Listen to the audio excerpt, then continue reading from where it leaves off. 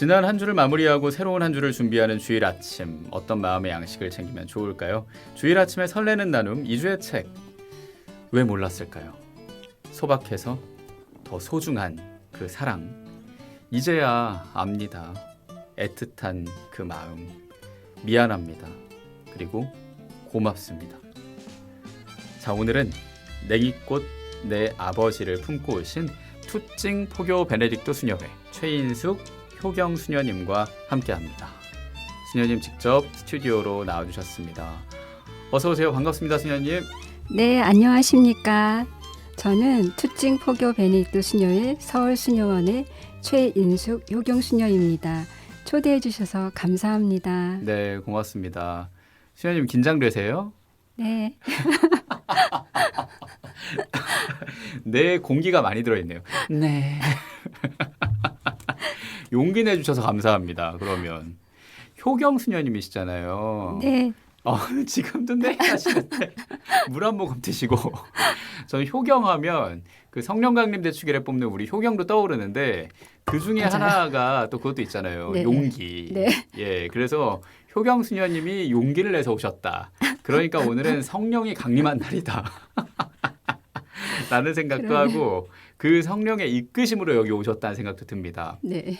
그래도 잘할 수 있을까라는 좀 불안함도 있으신데 우리 청취자들은 처음 만나시는 걸 거거든요. 네. 여기 앉아서 지금 마이크 앞에 서신 소감이 어떠십니까? 네. 가문의 영광입니다.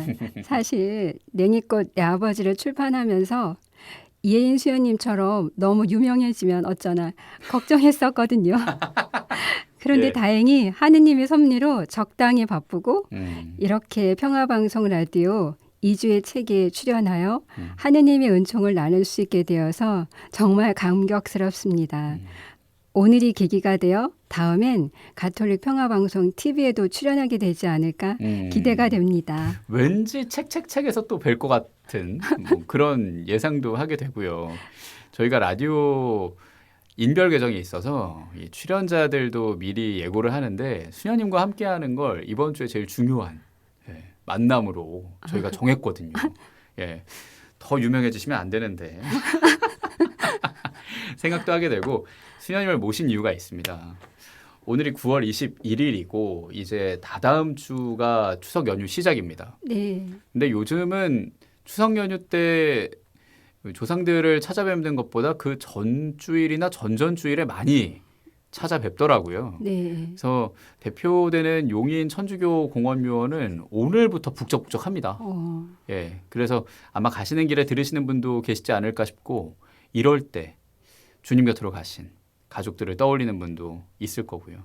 이럴 때 우리 아버지가 냉이꽃 같았는데 어머니가 그런 분이셨는데 또는 우리 가족이 그럴 텐데 생각하시는 분들이 있을 거라 그분들이 공감하실 수 있는 얘기들 미리 우리가 더도덜도 말고 이날 같은 날로 오늘을 보내길 바라며 미리 추석을 사는 마음으로 또 수녀님의 가족 사랑 우리 이주의 책 가족들의 가족 이야기 받으면서 오늘 소박하지만 따뜻한 시간으로 보내려고 합니다. 100원 드는 문자 샵 1053 무료 빵톡 열려 있고요. 지금 너튜브로 들으시는 분도 계시겠죠. 실시간 들어주시고 다시 들어주시면 되겠습니다. 수녀님과 함께해서 가문의 영광입니다. 감사합니다. 자, 웃으면서 하니까 좋네요. 왠지 좀 처질 것 같다는 생각도 들거든요. 돌아가시는 얘기에 슬픔이 있을 거고 눈물도 나오겠지만 네. 자, 밝게 한번 이 책을 만나볼게요. 네. 표지에 소담한 이 냉이풀이 보이고 수녀님 옆모습이 보입니다. 단정합니다. 동복이에요. 그리고 그렇죠? 이 네. 수도복이. 이 그림은 누가 그려주셨고 사진은 또 언제이실까요? 네, 표지는 저의 책을 출판한 W 미디어에서 만들어 주셨어요. 연한 초록빛과 냉이꽃 이미지가 제목과 잘 어울려서 저도 마음에 들고 많은 분들이 책 표지에 대해 좋다는 반응을 보내주셔서 만족하고 있습니다. 예. 사실 표지에 제 사진이 들어가는 것에 대해서는 매우 쑥스럽고 부끄러워서 망설였어요. 수도자는 외딸고 높은 산골짜기에 숨어서 하느님만 바라보며 살아야 할 것 같았거든요. 표지 사진은 책에서도 나오듯이 부모님 산소 다녀오는 길에 형제들과 함께 들린 어느 카페에서 찍은 사진입니다. 동생이 사진 찍는 걸 좋아하기도 하고 무엇보다 예쁘게 찍어주어서 고마울 따름입니다. 가족이 함께 만든 책이더라고요. 네, 그렇습니다. 예, 사실 이 W미디어라는 출판사를 통해 책을 낸 것도 동생분의 추천이었다고요. 네. 예, 그 얘기도 좀 해주시죠. 동생이 부모교육 강사인데 부모교육 강사로서 책을 2권 출판했어요. 그래서 동생의 그런 출판 경험을 들으면서 저도 책을 내고 싶다는 그런 용기를 냈고 또 동생이 연결을 해주어서 출판을 하게 됐습니다. 네, 그것도 정말 감사합니다. 네. 그래서 수녀님 혼자만의 책이 아니구나. 이건 가족의 책이구나. 네. 그럼 혼자서 묘원에 가는 분도 계시지만 보통 가족 단위로 가잖아요. 네. 그래서 아버지께 인사드리려고 이 책을 만들었나? 아, 네. 예, 전 이런 생각도 하게 됐고요. 제가 앞서서 성령 강림 대축일에 그 효경 얘기를 했는데 효경이라는 그 수도명이 네. 설명이 지난합니다. 가장 많이 받는 질문이실 거예요. 네. 효경이 어떻게 수도명이 될 수 있지? 근데 맞아요. 책에도 이 내용을 쓰셨더라고요. 네. 네, 좀 말씀해 주시죠. 네. 저는 유아 세례 받았는데 그때 받은 세례명은 데레사였어요. 그런데 수녀원에 입회하여 첫 서원을 앞두고 수도명을 정할 때는 이미 선배 수녀님들 중에 데레사 수녀님이 계셔서 저는 수도명을 새로 정해야 했어요. 오랜 기도와 다른 수녀님들은 어떤 이름을 받으시는지 살펴보다가 정한 수도명이 효경입니다. 효경은 지혜, 의견, 지식, 통달, 굳셈, 두려움과 함께 성령의 7가지 은사입니다. 마음 안에 하느님께 대한 사랑을 불러일으켜 주어 하느님을 참 아버지로 섬기며 그와 더불어 기쁨이 충만한 삶을 살도록 이끌어주는 은사지요. 성령의 은혜를 받아서 성령 충만한 수도 삶을 살고 싶었고 하느님 아버지께 효도하고 이웃을 사랑하는 것이 예수님의 마음이며 복음의 핵심이라고 생각했습니다. 그리고 무엇보다 하느님을 참 아버지로 섬긴다고 했을 때 떠오르는 제 아버지에 대한 이미지가 좋았습니다. 그러니까 제 수도명은 다정하셨던 아버지가 계셔서 가능했다고 할 수 있겠죠. 책은 동생 덕분에 냈고 네. 수도명은 아버지 덕분에 네. 만들어지고 단단해졌네요. 네. 수녀님 어렸을 때 얘기를 좀 해볼게요. 네. 그때 아버님이 아프셨다고요. 그래서 대신 아프게 해달라는 기도를 바치셨고 실제로 대신 아프셨다고.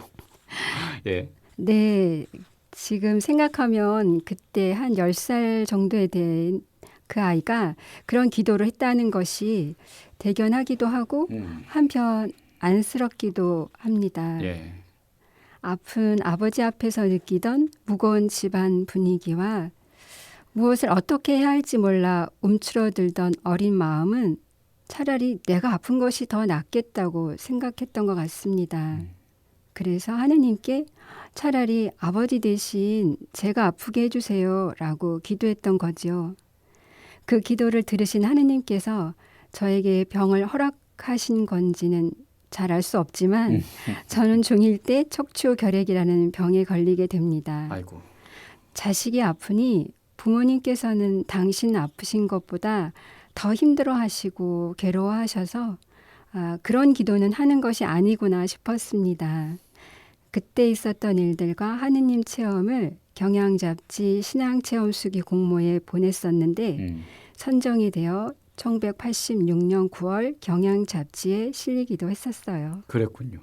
그것도 또 하나의 추억이 됐고 그 안에도 이 아버지와의 이야기가 있고요. 물론 어머님도 계시지만 네.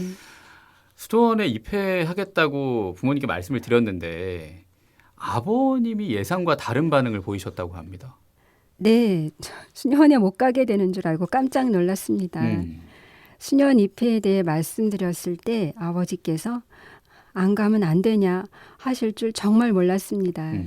예상 못한 아버지의 뜻밖의 반응에 살짝 당황스럽고 화가 나기도 했었어요. 제가 수도자로 사는 것을 아버지께서 누구보다도 기뻐하시고 지지해 주시리라고 굳게 믿고 있었거든요. 하지만 아버지의 반대하시는 그 이면에는 수도자가 되어 봉사와 헌신을 하며 고생스럽게 살기보다 덜 고생하며 행복하기만을 바라시는 마음이라는 것을 알고 울컥했었습니다. 속 깊은 아버지의 따뜻한 사랑이었죠. 네, 그래요. 이 아버님의 속 깊은 사랑을 느끼셨고 그게 부모 마음이죠. 자식이 행복하길 바라는 마음. 네, 그런데 수녀님 지금 행복해 보이시는데요. 네 행복합니다. 다행입니다. 아픔이 참 크셨어요. 그리고 수녀님 뵙기 전에 수녀님의 이런저런 기록들을 보니까 아직까지 아버님과 이별하는 중이신 것 같아요. 그래서 이제는 음악 한 곡을 듣고 아버님의 그 투병기 그리고 그때의 수녀님의 마음 그 이후의 이야기들을 나눌까 합니다. 자, 오늘 2주의 책은 냉이꽃 내 아버지를 쓰신 투증 포교 베네딕토 수녀회 최인숙 효경 수녀님과 함께하고 있고요. 우리 효경 수녀님 첫 번째 추천곡 한번 들어볼까요? 어떤 곡일까요? 네, 첫 곡으로 아이유가 부른 가을 아침을 준비했어요. 네. 이 계절과도 잘 어울리고 저의 책 냉이꽃 내 아버지와도 닮아 있는 곡이라서 함께 듣고 싶습니다. 지금 방송을 듣고 계신 분들의 가족들 모두 이 노래처럼 따뜻했으면 합니다. 네. 우리들의 소박하고 평범한 일상이 행복하기를 기원합니다. 함께 듣겠습니다. 이른 아침 작은 새들 노랫소리 들려오면 언제나 그랬듯 아쉽게 잠을 깬다. 창문 하나 햇살 가득 눈부시게 비춰오고 서늘한 냉기에 재채기 할까 말까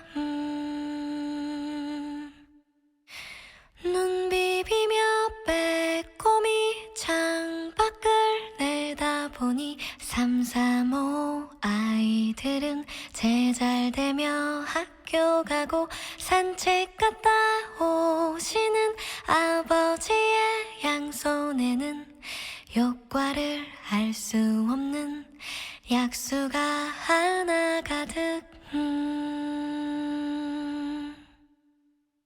딸각딸각 아침 짓는 어머니의 분주함과 엉금엉금 냉수 찾는 그 아들의 게으름이 상큼하고 깨끗한 아침의 향기와 구수하게 밥듬드는 냄새가 어우러진 가을 아침 내겐 정말 커다란 기쁨이야.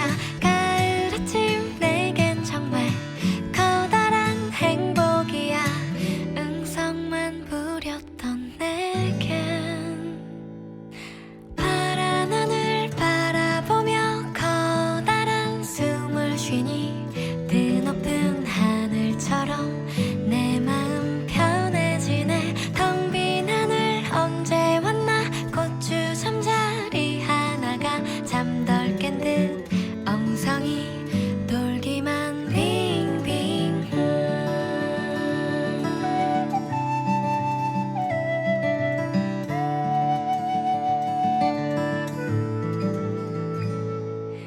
토닥토닥 빨래하는 어머니의 분주함과 동기동기 기타 치는 그 아들의 한가함이 심심하면 저대는 괴종식의 종소리와 시끄러운 조카들의 울음소리 어우러진 가을 아침 내겐 정말 커다란 기쁨이야. 가을 아침 내겐 정말 커다란 행복이야. 응성만 부렸던 내겐 가을 아침 내겐 정말 커다란 기쁨이야. 가을 아침 내겐 정말 커다란 행복이야. 뜬구름 쫓았던 내겐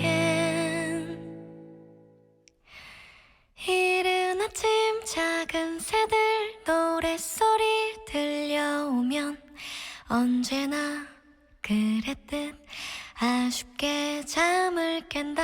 창문 하나 햇살 가득 눈부시게 비춰오고 서늘한 냉기에 재채기 할까 말까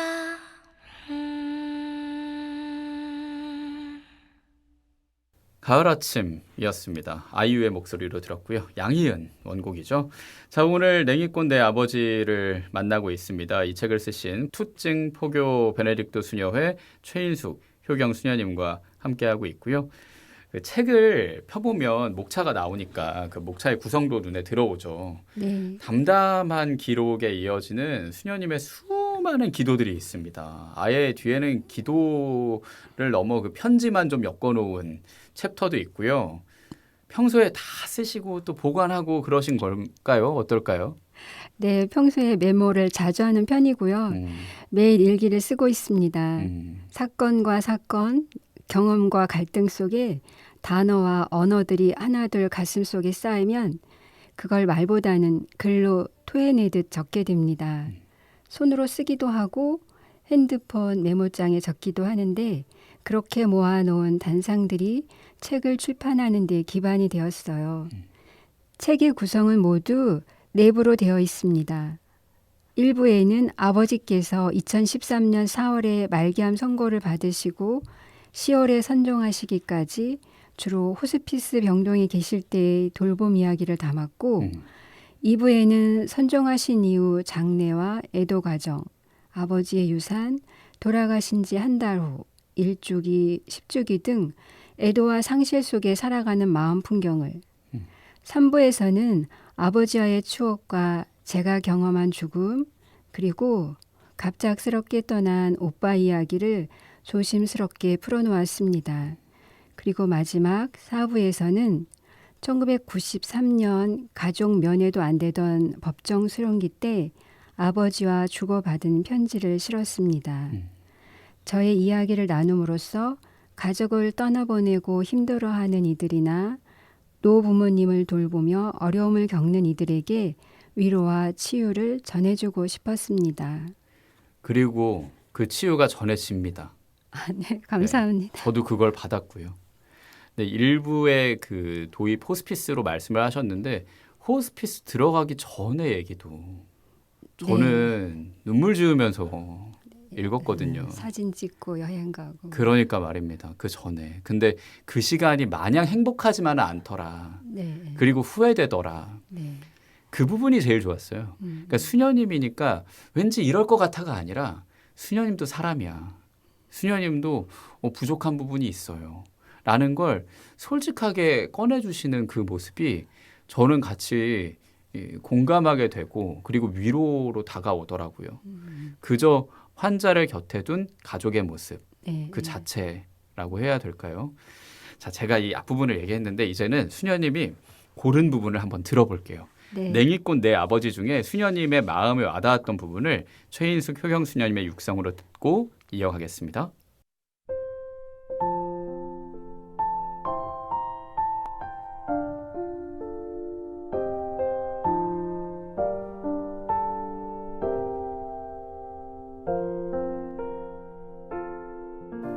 시간의 흐름 속에서 삶의 조각들은 흩어지는 것처럼 느껴지지만 그 속에서도 영원히 빛나는 것들이 있다.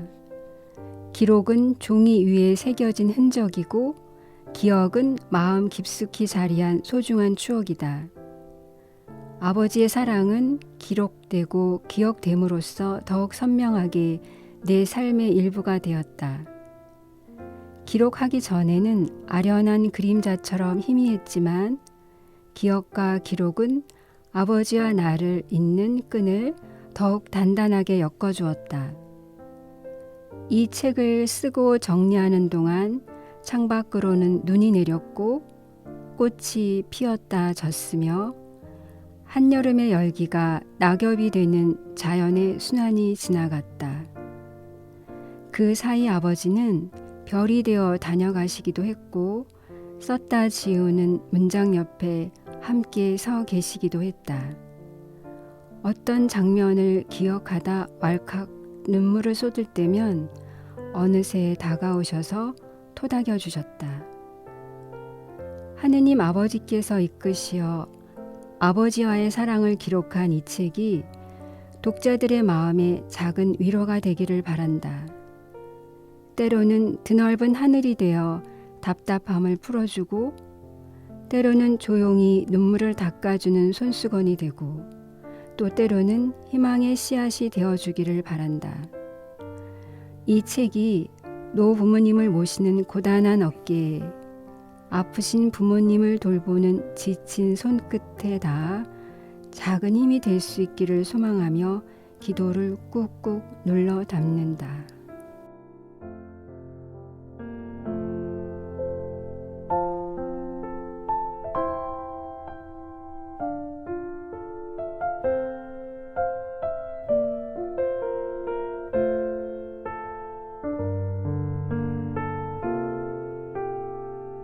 냉이꽃 내 아버지 중에 일부를 저자이신 최인숙 효경 수녀님의 목소리로 직접 들었습니다.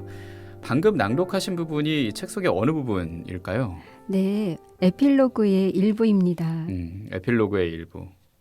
아까 수녀님이 책을 간단하게 소개하시면서 남기셨던 얘기도 있고, 저는 요즘 아이랑 애니메이션을 많이 보니까 네, 그 사자가 왕인 애니메이션 있잖아요. 네, 거기에 무파사라는 아빠 사자가 나와요. 네, 네, 불의의 사고로 떠나죠. 네, 그다음에 구름으로 나타난단 말이에요. 네. 그래서 아기 사자에서 청년으로 가는 심바한테 날 잊지 마라, 잊지 마라, 잊지 마라 라면서 싹 사라지는데, 그래서 주님 곁으로 가신 분들이 자연으로 오는구나 라는 생각을 했고, 그 부분이 글에 잘 녹아들어져 있지만 그걸 넘어 문장에도 계셨네요. 네. 예. 그래도 아버님이 계셨다고 하니까 수녀님이 쓰신 단어 그리고 문장 사이에도 아버님의 숨결이 깃들어져 있는 것 같아서 저에겐 감동적으로 다가왔습니다. 감사합니다. 네. 직접 읽어보시니까 어떠셨어요? 뭐 고르신 이유도 있을 것 같고요.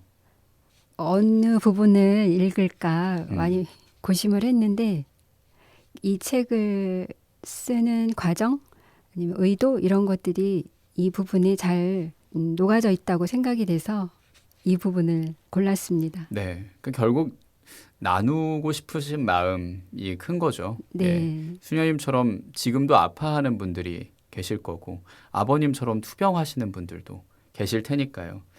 공감할 만한 그 얘기가 여기도 있습니다. 아버지를 씻겨드리는 장면이 있지 않습니까? 네. 예, 그게 참 경건하고 저에겐 묵직하게 다가오더라고요. 네, 아버지께서 호스피스 병동에 계실 때 정말 많은 봉사자분들이 정성껏 도와주셨어요.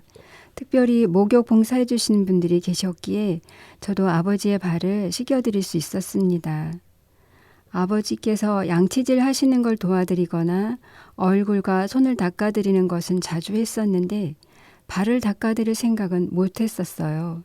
그런데 그날 마침 제가 당번인 날에 목욕 봉사자분들이 오셨고 또 자연스럽게 봉사자 중 한 분이 수녀님도 함께 하시죠 하고 권해주셔서 덕분에 아버지의 굵은 뿌리 같은 발을 닦으며 기도할 수 있었습니다.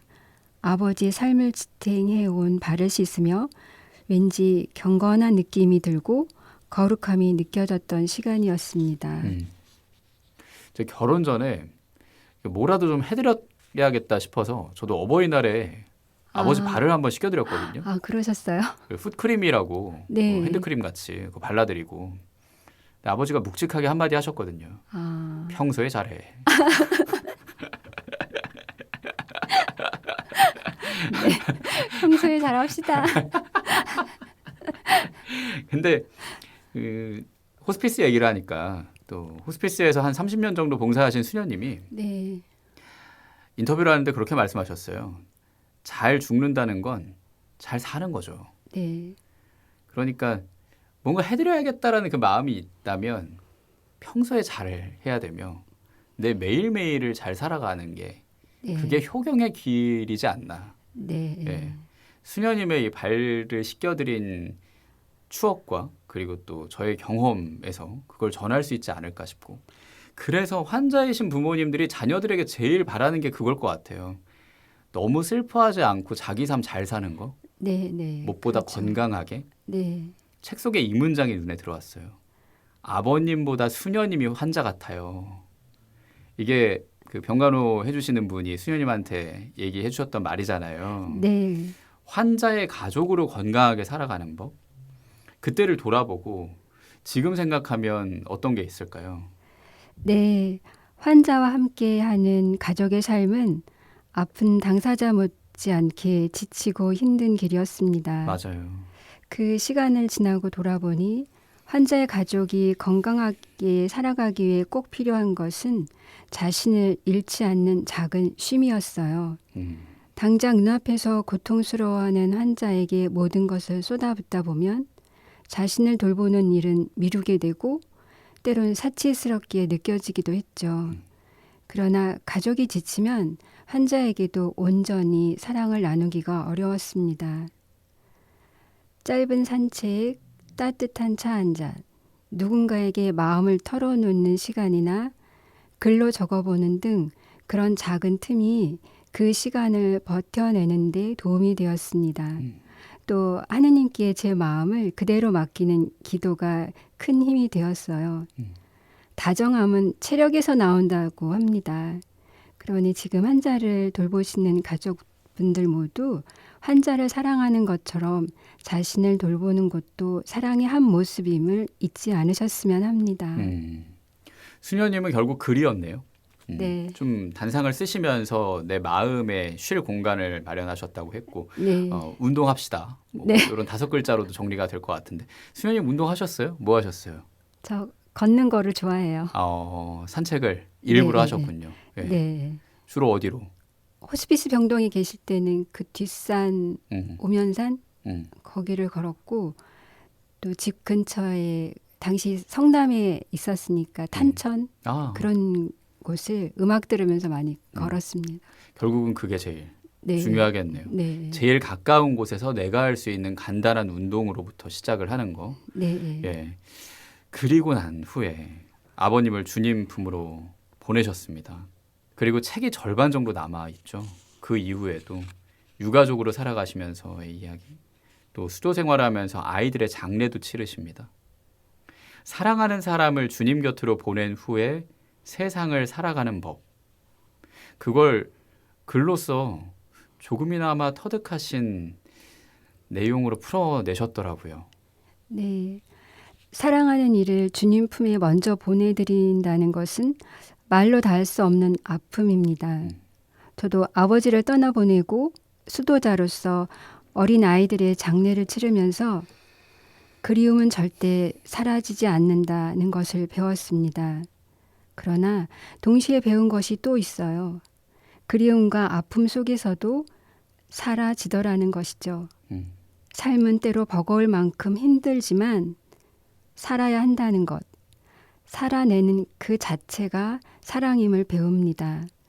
죽음 그 이후에도 사랑은 계속되며 잘 떠나보낼 때 비로소 상대를 온전히 받아들이게 되는 것 같습니다.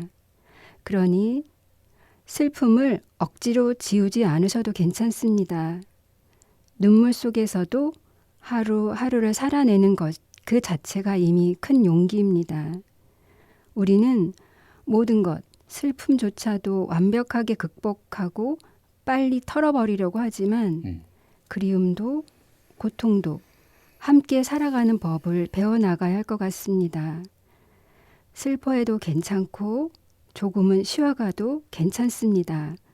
우리에게는 하느님 아버지가 계십니다. 혼자가 아님을 꼭 기억하시기 바랍니다. 아이한테 울면 네. 울지 마 이러잖아요. 네네. 그게 슬픔을 빨리 털어버렸으면 하는 마음, 그리고 괜히 울면 마음 아프니까 네. 그랬더니 울음을 참아요. 그것도 아기가. 안쓰럽죠. 그 다음부턴 말을 바꿨어요. 울어도 돼. 많이 울어도 돼. 괜찮아라고. 근데 수녀님 해주신 말이 너무 맞닿아 있습니다. 네. 그게 굳이 아이한테 할 말이 아니죠. 우리 네, 자신한테도 해야 될 말이라는 생각이 듭니다. 네, 맞아요. 슬프거나 이렇게 조금 우울한 감정들은 왠지 나쁜 감정인 것처럼 빨리 털어내고 그러려는 경향이 있는데 잠시 그 슬픔과 머물러 있으면 자연스럽게 흘러가는 것 같습니다. 그렇게 맡기는 용기가 필요하겠다. 네. 수녀님이 용기 내서 마이크에 앉으신 것처럼. 감사합니다. 또 죽음이 생명을 준다는 말씀도 하셨습니다. 죽음을 가까이 겪으신 수녀님이라서 이 말에도 깊이가 느껴지더라고요. 네, 아버지와 엄마의 죽음 그리고 오빠의 갑작스러운 죽음은 저에게 큰 상실이었지만 동시에 부모님과 오빠의 삶을 더 깊이 이해하게 됐습니다. 사랑은 죽음으로 끝나는 것이 아니었으며 오히려 엄마, 아빠, 오빠의 삶과 사랑, 그 메시지는 떠나신 후에 더욱 선명하게 다가왔습니다. 애도의 시간을 통해 우리는 슬픔을 넘어 다시 만나리라는 희망을 되새기게 되고 우리가 단순히 유한한 존재가 아님을 바라보게 됩니다. 죽음은 삶의 자연스러운 일부이죠. 이를 받아들이고 준비하는 것은 남은 삶을 더욱 가치 있게 하고 풍요롭게 하는 것 같습니다. 생명을 주는 죽음은 우리의 부활 신앙과도 연결되며 먼저 떠난 이들을 기억하는 것은 우리가 고백하는 성인들의 통공이 아닐까 생각해 봅니다. 네, 그래요. 성인들의 통공이라고 말씀을 하셨는데 통공이라는 게 쉽게 얘기하면 그런 거죠. 하늘에 계신 분과 그러니까 주님 곁으로 가신 그 영혼과 우리가 기도를 하면은 맞닿는다라는 거, 네. 연결되어 있다라는 거. 네. 그걸 믿는 게 우리 그리스도인의 네. 삶이고 또 신앙생활인 건데 그래서 우리가 기도를 하는 겁니다. 네. 기억을 하는 거고. 그렇죠. 그러니까 함께 하는 거고요. 네. 그럼에도 마음에 미련은 있습니다. 네, 있습니다. 제가 사실 이 수녀님과 지금 뵙기 전에 책을 읽고 말씀드렸던 게 있어요. 임종을 지키시지 못하셨잖아요. 어머님도 그렇고 아버님도 그렇고 그 마음의 응어리가 그래서 마무리될 때까지는 계속 느껴지더라고요. 그 이후에 올해 추석에도 아마 아버님 어머님을 찾아뵈실 텐데 네. 지금의 마음은 어떠십니까? 내가 임종을 지키지 못했다는 것에 대한 아쉬움과 안타까움 어떻게 풀어내고 계신지. 그 당시에 2013년도에 이르니까 벌써 12년 이렇게 흘렀는데 책을 쓰면서도 그때 임종을 지키지 못했던 걸 생각하면 그렇게 눈물이 나더라고요. 그래서 책을 쓰면서 어느 정도 해소가 되지 않았을까 싶고 이제 10월에 부모님 산소에 가게 되는데 슬픔이 남아 있어도 괜찮고 울어도 괜찮다 이렇게 저에게 허락해주고 있습니다. 그래도 괜찮다. 그 말이면 됐네요. 네. 저도 괜찮아졌습니다. 수녀님 덕분에요. 감사합니다. 그래요. 이어지는 곡도 울림이 있는 곡입니다. 이걸 시를 음악으로 만든 걸 가져오셨어요. 효경 수녀님 두 번째 추천곡 소개해 주시죠. 네, 두 번째 곡은 김현성이 부른 국수가 먹고 싶다를 준비했어요. 제 책에 아버지와 잔치국수 이야기가 나오는데 국수 한 그릇에는 단순한 음식 이상의 사랑과 추억이 담겨 있습니다. 인생을 살맛 나게 하고 허기질 때 위로가 되는 건 값비싼 그 무엇이 아니라 추억이 얹어진 잔치국수 한 그릇, 마음을 채우는 감동적인 문장 하나라고 생각됩니다. 저의 글들이 잔치국수처럼 소박하지만 마음을 든든하게 하고 생명을 살리는 기도였으면 하는 마음에서 준비했습니다. 예, 좋습니다. 이상국 시인의 시이기도 하죠. 국수가 먹고 싶다. 예, 음악으로 만든 김현성의 목소리로 준비를 했습니다. 이 곡 듣기 전에 이제 수녀님과 마무리하는 얘기 들을까 합니다. 이주의 책 가족들 또 냉이꽃 내 아버지 독자들도 있으니까요. 인사 말씀해 주시죠. 오늘 제 책 냉이꽃 내 아버지를 통해 돌봄과 상실, 애도에 대해 함께 나누었습니다.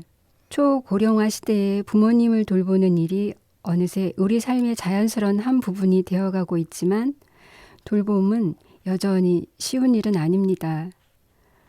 또한 사랑하는 이를 떠나보낸 아픔은 결코 작지 않지만 그리움 속에서도 우리는 살아낼 힘을 조금씩 길러갑니다.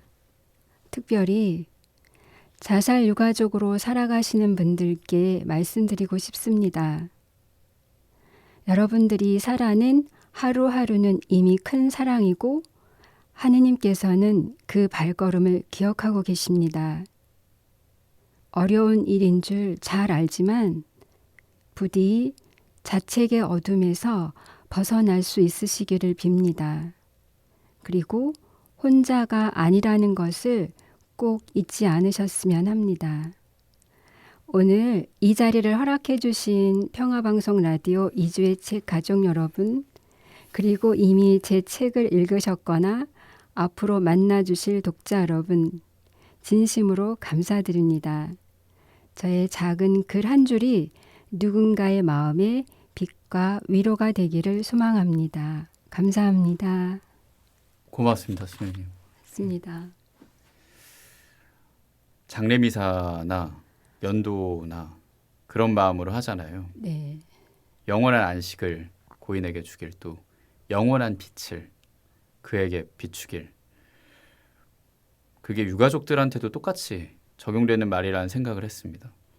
자책이라는 그 어둠에서 벗어나길 바란다는 이 수녀님의 말씀이 빛으로 나아가는 네. 길이길. 저도 그리고 또 수녀님도 지금 저희 둘의 이야기를 듣는 모든 분, 마음 아파하는 분이 있다면 그분에게 빛을 비춰주시길 네. 기도하겠습니다. 감사합니다. 네, 오늘 만난 냉이꼰대 아버지는 여러분께 선물로 드립니다. 100원 드는 문자 샵 1053으로 수녀님 신청곡 들으면서 성함 주소 붙여서 남겨주시면 되겠고요. 수녀님의 신청곡입니다. 김현성의 목소리로 준비한 국수가 먹고 싶다 들려드리면서 오늘 만난 저자입니다. 투찡 포교 베네딕토 수녀회 최인숙 효경 수녀님과 함께했습니다. 고맙습니다, 수녀님. 감사합니다.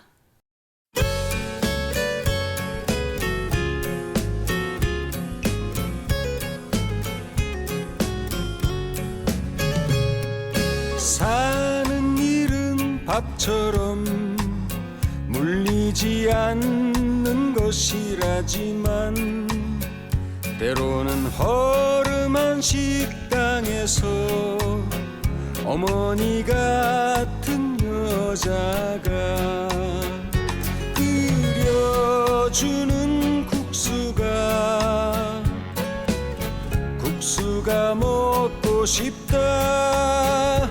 삶의 모서리에 마음을 다치고 길거리에 나서면 고향 장거리 길로 속 팔고 돌아오듯 뒷모습이 허전한 사람들과 뒷모습이 허전한 사람들과 국수가 먹고 싶다.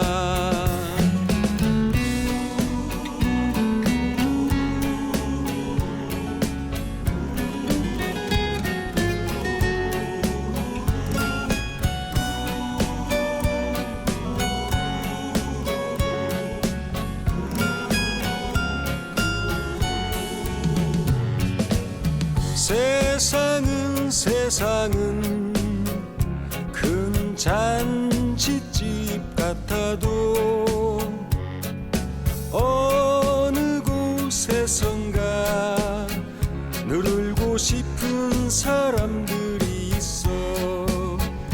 마을의 문들은 닫히고 어둠의 허기 같은 저녁 눈물 자국 때문에 속이 훤히 들여다 보이는 사람들과 따뜻한 국수가 먹고 싶다. 뒷모습이 허전한 사람들과 국수가 먹고 싶다. 뒷모습이 허전한 사람들과 국수가 먹고 싶다.